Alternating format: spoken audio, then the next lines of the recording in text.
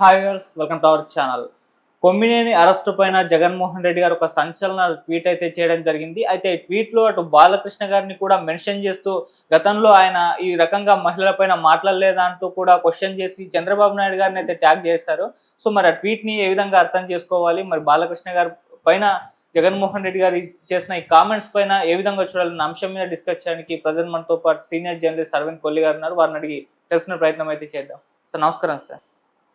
Sir అటు Kommineni arrest ను ఖండిస్తూ జగన్మోహన్ రెడ్డి గారు ఒక ట్వీట్ చేశారు. సో అందులో బాలకృష్ణ గారి పేరుని కూడా మెన్షన్ చేస్తూ మరి గతంలో మీ బావగారే ఇటువంటి చేశారు కదా, మహిళల పైన ఇటువంటి కామెంట్స్ చేస్తారు కదా, మరి దీనికి మీరేం సమాధానం చెప్తారంటూ చంద్రబాబు నాయుడు గారిని క్వశ్చన్ చేస్తూ పెట్టారు సార్. మరి దానికి మీరేం సమాధానం చెప్తారు సార్? అంటే అసలు ఇక్కడ వివాదం వల్ల అమరావతి మహిళలని, అమరావతి ప్రాంత ప్రజలని ఉద్దేశించి చేసినటువంటి వ్యాఖ్యలు.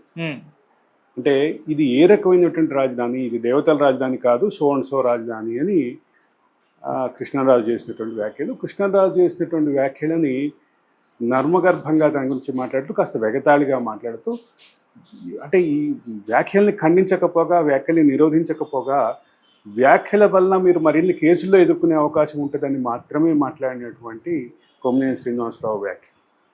కొమ్మినేని శ్రీనివాసరావు చేసిన ఆ వ్యాఖ్యలు ఎక్కడ ఆయన ఆపాలని ప్రయత్నం జరగలేదు. అదే సందర్భంలో దీని మూలంగా మీరు కేసులు ఎదుర్కోవాల్సి వస్తుందని మాత్రమే మాట్లాడారు తప్ప ఆ వ్యాఖ్యల్ని ఖండించలేదు. దాని చుట్టూ తిరుగుతున్నటువంటి వివాదాన్ని ఎంతసేపటికి దీన్ని మ్యాగ్నిఫై చేసి ఒక పక్క ఆందోళనలు జరుగుతున్నాయి.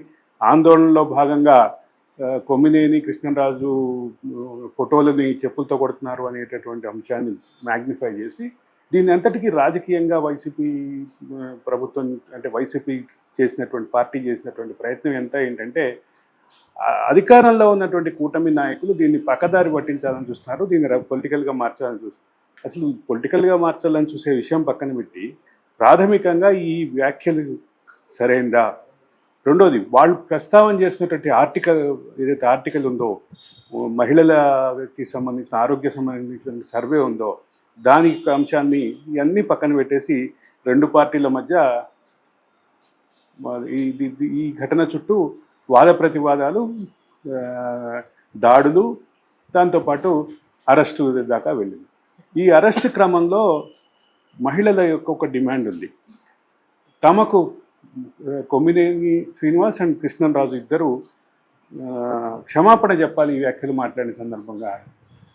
కానీ ఆ తర్వాత కొమ్మినేని శ్రీనివాస్ మరి అరెస్టుకి ముందు చేసినటువంటి లైవ్ షోలో మాట్లాడిన క్రమంలో కూడా ఆయన ఎంతసేపటికి ఈ అంశాన్ని మహా అయితే ఏం చేస్తారు, కేసు పెడతారా, అరెస్ట్ చేస్తారా, ఈ వయసులో నన్ను 70 ఏళ్ల వయసులో నన్ను అరెస్ట్ చేసి ఏం సాధిస్తారు అంటూ అటువైపు తిప్పటం ప్రధానంగా గమనించారు.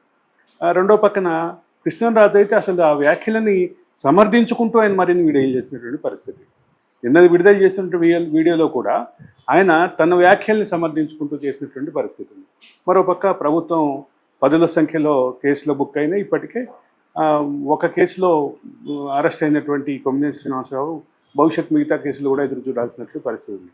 అయితే ఇంకొక ఆసక్తికరమైన అంశం ఏంటంటే ఇక్కడ వైసీపీ చేస్తున్నటువంటి విమర్శలు, వైసీపీ చేస్తున్నటువంటి ఏదైతే ఈ అంశాలని, విమర్శలకి సంబంధించిన అంశాలని కనుక కీలకంగా తీసుకుంటే ఎంతసేపటికి దీన్ని ఒక వివాదంగా, ఓ పొలిటికల్ రైవలరీగా చూపించడానికి ప్రయత్నం చేస్తుంది అనేది టీడీపీ వాదన. ఇవన్నీ పక్కన పెడితే ఇక్కడ ఒక ఆసక్తికరమైన అంశం ఉంది. A3గా అంటే ఆ ప్రధానమైన కేసు నల్లపాడు కేసులో A3గా ఉన్నటువంటి సంస్థ గురించి మాట్లాడాలి. ఆ సంస్థను రిప్రజెంట్ చేస్తూ ఎవరి పేర్లు పెడతారు అనేది ప్రధానమైన అంశం. అది సంస్థని A3గా పెట్టారు కాబట్టి ఆ సంస్థకి చైర్మన్ని బాధ్యులుగా చేస్తారా, లేదా ఎడిటర్ని బాధ్యులుగా చేస్తారా, అవుట్పుట్ ఎడిటర్ని బాధ్యులుగా చేస్తారా, లేదా ఆ దాంట్లో ఎవరిని కీలకంగా ఆ వ్యక్తిగా ఎవరు పెట్టబోతున్నారు అనేది కూడా ఆసక్తికరంగా ఉన్నటువంటి పరిస్థితి. అంటే పదుల సంఖ్యలో కేసులు బుక్ అయినటువంటి నేపథ్యంలో ఈ అరెస్టు దిశ కూడా వెళ్ళాలి. ఇక మన దీనికి సంబంధించినటువంటి జగన్మోహన్ రెడ్డి గారు చేసినటువంటి ట్వీట్ గురించి మాట్లాడదాం. ఆ ట్వీట్లో ఆయన ప్రస్తావించినటువంటి రాజకీయ అంశాలతో పాటు మరొక అంశం మీరు అన్నట్టుగా ప్రధానంగా బాలకృష్ణ చేసినటువంటి వ్యాఖ్యలు. ఇది బాలకృష్ణ చేసినటువంటి వ్యాఖ్యలు కొన్ని సంవత్సరాల క్రితం జరిగింది. ఆ వ్యాఖ్యల పట్ల చుట్టూ తిరుగుతున్న రాజకీయం, దాని చుట్టూ తిరుగుతున్నటువంటి అంశాలు కూడా బాలకృష్ణ చేసినటువంటి వ్యాఖ్యల నేపథ్యం, ఆ నేపథ్యం తర్వాత జరిగినటువంటి రాజకీయ చర్చ అది సుదీర్ఘంగా జరుగుతున్నటువంటి చర్చే. ఇవాళ కొత్తగా జగన్మోహన్ రెడ్డి గారు దాన్ని తీసుకొచ్చి రాజకీయపరమైన అడ్వాంటేజ్, రాజకీయ చర్చలో విమర్చడానికి ప్రయత్నం చేశారు. ఇక్కడ ఈ పర్టికులర్ అంశంలో వివాదం అనేది మరింత జటిలం కాకుండా దానికి క్షమాపణ చెప్పాల్సినటువంటి ఇద్దరు ప్రధానమైనటువంటి దీంట్లో బాధ్యులు వాళ్ళు అందుకు చెప్పకపోగా దీన్ని మరింత జటిలం చేయడానికి చూశారు అనేది క్లియర్. ఈ రోజుకి ఆ అంశం చుట్టూ తిరుగుతున్నటువంటి అంశం ఏదైతే ఈ డిస్కషన్ ఉందో, ఈ డిస్కషన్లో మహిళలు డిమాండ్ చేసినటువంటి క్షమాపణ అనేది ఎవరూ చెప్పలేదు. మహిళలు అనేది ముఖ్యంగా సాక్షి యాజమాన్యం కూడా చెప్పలేదు. అదే సందర్భంలో ఈ ఇద్దరు నిందితులు కూడా చెప్పలేనటువంటి పరిస్థితి. కాబట్టి ఇది ఈ పర్టికులర్ జంక్షన్లో ప్రధానంగా కనిపిస్తున్నటువంటి అంశం క్షమాపణ దిశగా వాళ్ళిద్దరూ చెప్పలేదు. రెండోది అంటే సాక్షికి యాజమాన్యానికి నా వలన జరిగినటువంటి నష్టానికి నేను క్షమాపణ కోరుతున్నాను, సాక్షి యాజమాన్యాన్ని కోరినటువంటి కొమ్మినేని శ్రీనివాసరావు అదే సందర్భంగా మహిళలు కూడా క్షమాపణ చెప్తే బాగుండేది అనేటువంటి ఒక వాదన వినిపిస్తుంది. ఇది ఇట్లుంటే కృష్ణరాజు అయితే అసలు దాన్ని ఎటువంటి తప్పు చేయలేదు అనేటటువంటి భావాన్ని వ్యక్తం చేస్తున్నారు. ఆయన మళ్ళీ ఏం చెప్తున్నారు, అది నివేదికలో ఉన్నటువంటి వ్యాఖ్యల్ని కోట్ చేస్తూ నేను ఆ కన్క్లూజన్కి వచ్చాను అని చెప్పి, ఆ కన్క్లూజన్ని ఎక్స్ప్రెస్ చేయటంలో ఉన్నటువంటి ఇబ్బంది, ఆ కన్క్లూజన్ ఎక్స్ప్రెస్ చేసే క్రమంలో అది ఆ దేవతల రాజుని కాదు సో రాజధాని అని చెప్పి ఆయన కన్క్లూజివ్ ఏదైతే కామెంట్ చేశారో దాని చుట్టూ వివాదం ఉంది. కాబట్టి ఎవరు క్షమాపణ కోరినటువంటి ఈ ఘటనలో ఇప్పుడు బాలకృష్ణని తీసుకొచ్చి ఈ కేసును మరింత జటిలం చేయడానికి, రాజకీయం చేయడానికి చూస్తున్నారు తప్ప ఈ ఘటన అనంతర పరిణామాల్లో కీలకంగా ఉన్నటువంటి క్షమాపణ అనేటటువంటి దానికి చుట్టూ ఎవరు చర్చ చేయట్లేదు. ఓకే, ఈ ఒకసారి కృష్ణరాజు అండ్ కొమ్మినేని శ్రీనివాసరావు కనుక క్షమాపణ అడుగుంటే ఇక విషయం ఎంతటితోటి అయిపోయేది అనేది చాలా క్లియర్. అంటే ఇప్పుడు ప్రతిపాదిత కేసులన్నీ కోర్టుకి కనుక సబ్మిట్ అయితే జనరల్గా ఎఫ్ఐఆర్ బుక్ అయిన తర్వాత 24 గంటల్లో చేస్తారు. ఇప్పుడు ఆల్రెడీ ఒక కేసులో అరెస్ట్ అయ్యి ఒకవేళ రిమాండ్కి వెళ్తే కాసేపట్లో తేలబోతుంది, రిమాండ్కి వెళ్తే ఆ మరిన్ని కేసులకు సంబంధించిన పీటీ వారెంట్లు కూడా వచ్చేటువంటి అవకాశం ఉంది. గతంలో ఇటీవల కాలంలో మనం చూసిన పోసాని కృష్ణమురళి కేసు చూసాం.